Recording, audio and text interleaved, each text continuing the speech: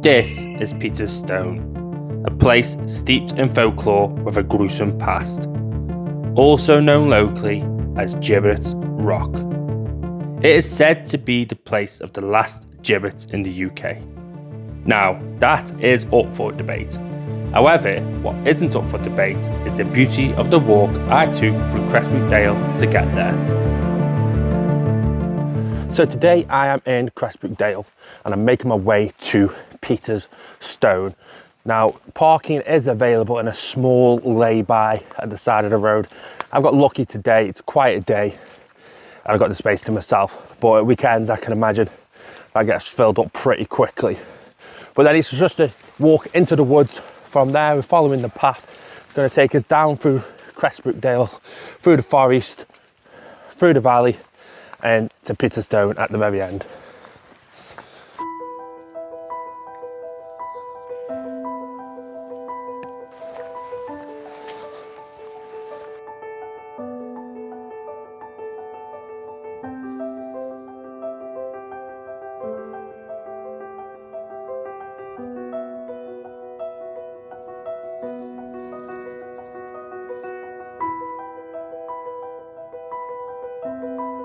But considering all the rain we've had, the path isn't too bad, which is good. And I brought some new boots, so hopefully we won't have any little mishaps like we did at Dale the other week.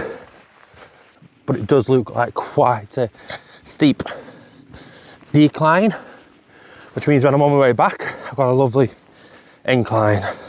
Okay, so this bit is sketchy. It is quite steep and muddy. Hopefully I don't fall on my backside.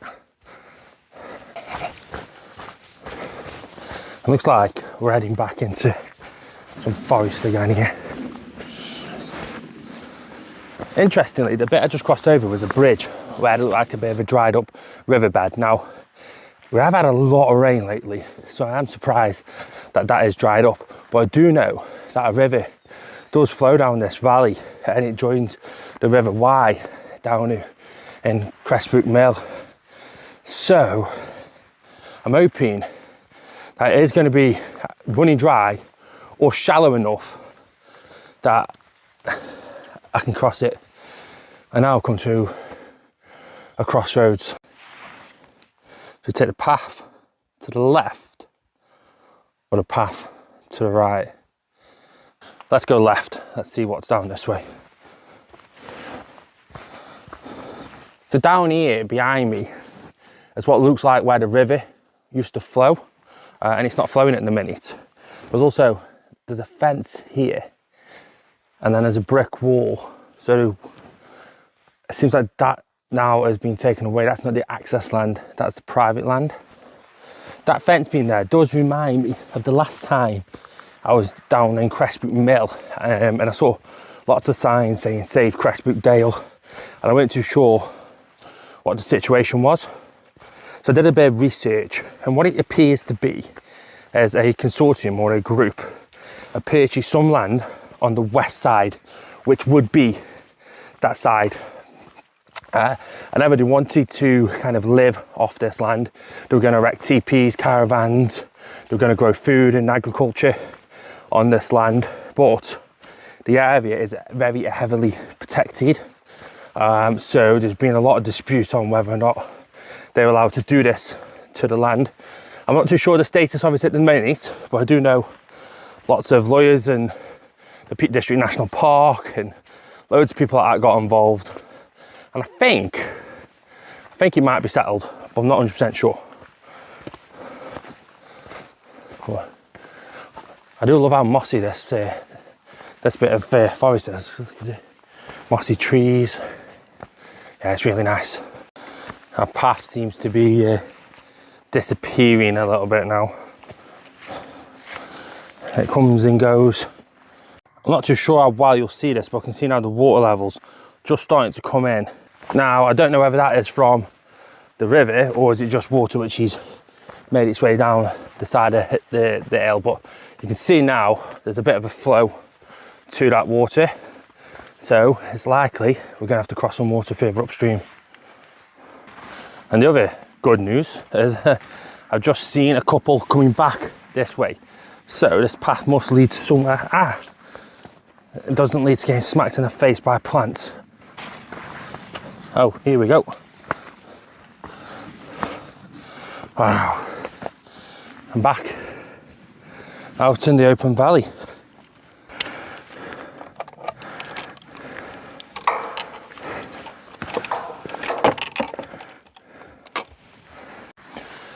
And here we are into the wide open valley, away from all the forest now. And we shouldn't be too far before we get to Peter's Stone. So Peter's Stone is, by legend, the last place where a gibbet stood. Now I say gibbet because I got a lot of flack last time because I kept calling it a gibbet, but it's a gibbet. Even though it's spelled with a G, it's gibbet.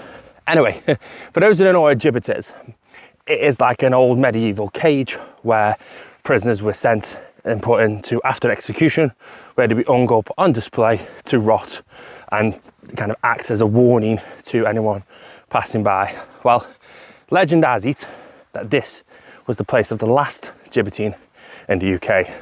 There's also a contradiction to that there's also other places which claim to have the last one. So again, I got a little bit of flack last time by saying it's the last one. I'm only going with what I read on the internet. But there was a man who kind of committed a murder, and he was the person that was placed in there, and he was left hanging with his bones rattling in the gibbet. It's also just quite a nice, interesting rock, and it's a lovely walk through the valley.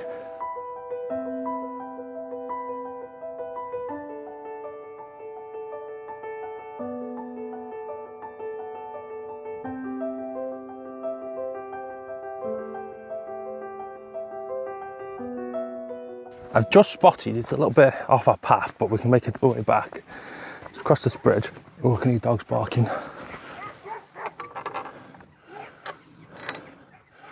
They sound fairly unhappy. But I spotted a cave, not dogs barking. That was just a side thing I heard. Spotted a little cave up here. So I'm just gonna go head to this cave, see if there's anything interesting in there. So there's caves. It's actually pretty small, but I think I've just seen a bigger one. No, it's not a cave. It's just a bit of a crack, a bit of a fissure. With a typical dog poo bag hanging in a tree. Come on people, do better. Well, on my way back to the main path, I have just spotted what looks like a man-made cave. So this could be a bit of a tunnel from the mining days. So this area is full of limestone, so quite possibly that this is an old mine. Let's go check this one out. Here it is. Oh wow.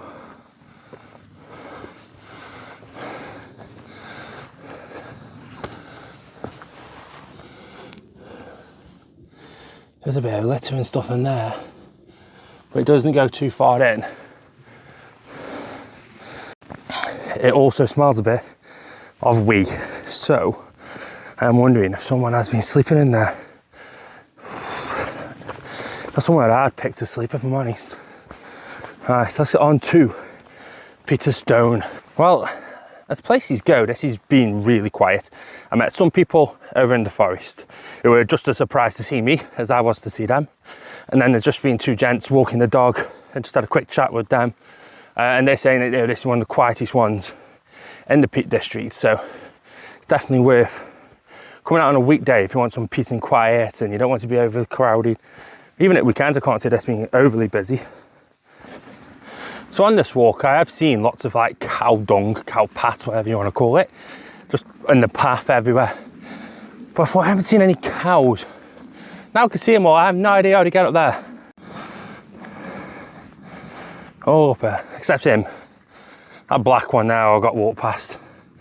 Oh, there's a brown one here, only here too as well. Don't mind me, cows. Just walking through.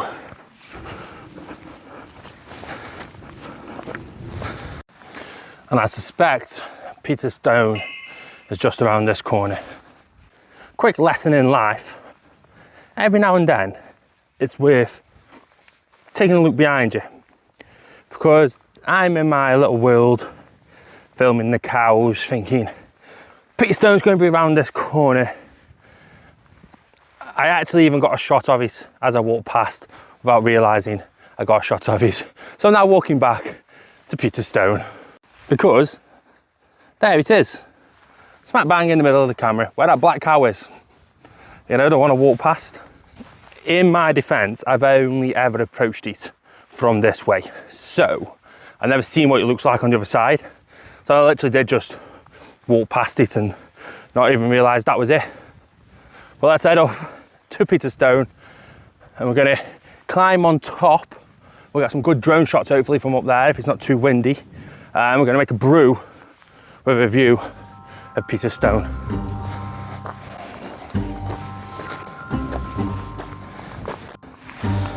Well, there's cows in the way. Move! No, unfortunately I don't speak cow. But I'm gonna have to walk around your cow. I'm gonna go this way if that's all right. That's it. Come on, you wait. You stay there. Hello.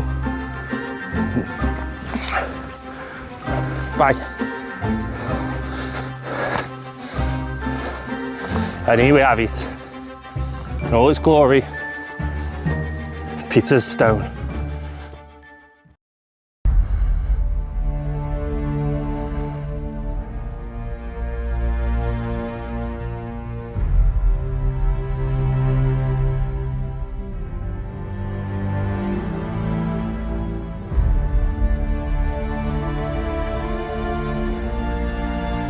Well, at the minute it's far too windy to get the drone out and it literally just started to rain.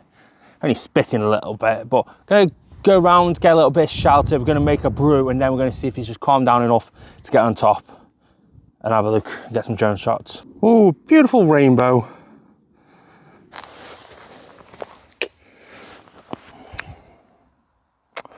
So today, what I brought along with me was some delicious Buxton coffee roasters, AA Kenyan. It's fantastic coffee, it's a specialty coffee and I love it. And I thought today I'm going to do a little bit different. I don't want to use my mini presso, so I brought my mocha pot, I brought my gas burner, I brought my coffee, I brought my mug.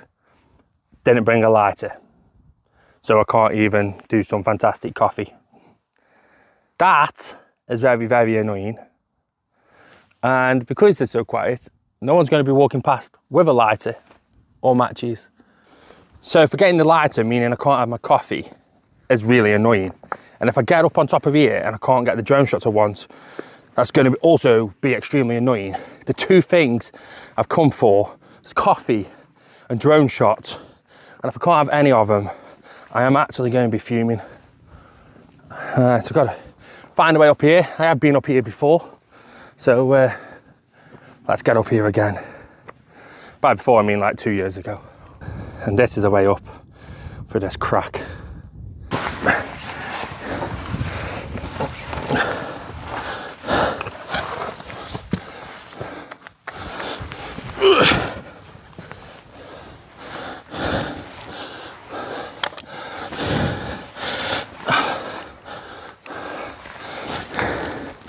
Yeah, that wasn't too bad.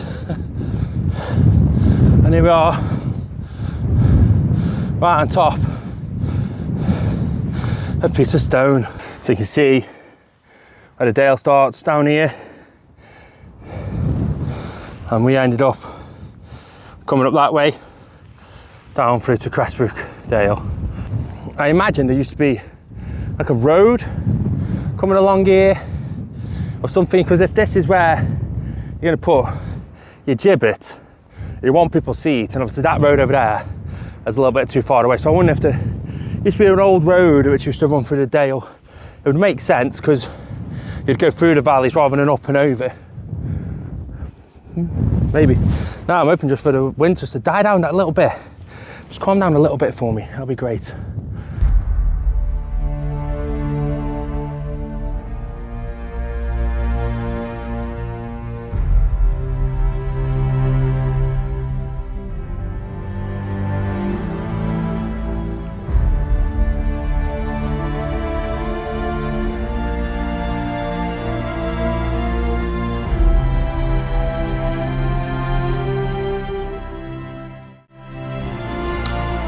So unfortunately, little Neo just couldn't handle the wind. It is very windy. It's done okay with the shots it's got. I actually was a bit worried I wouldn't even get them shots. So it's managed to get them, but it did really struggle. So I'm not going to risk it. I've not had this drone for long. Anyone knows me, knows my history with drones and camera equipment. So I'm going to pack it away and we're going to end the video there. If you have enjoyed this video, then please do give us a thumbs up and consider subscribing and check out these other videos, what YouTube thinks you will like.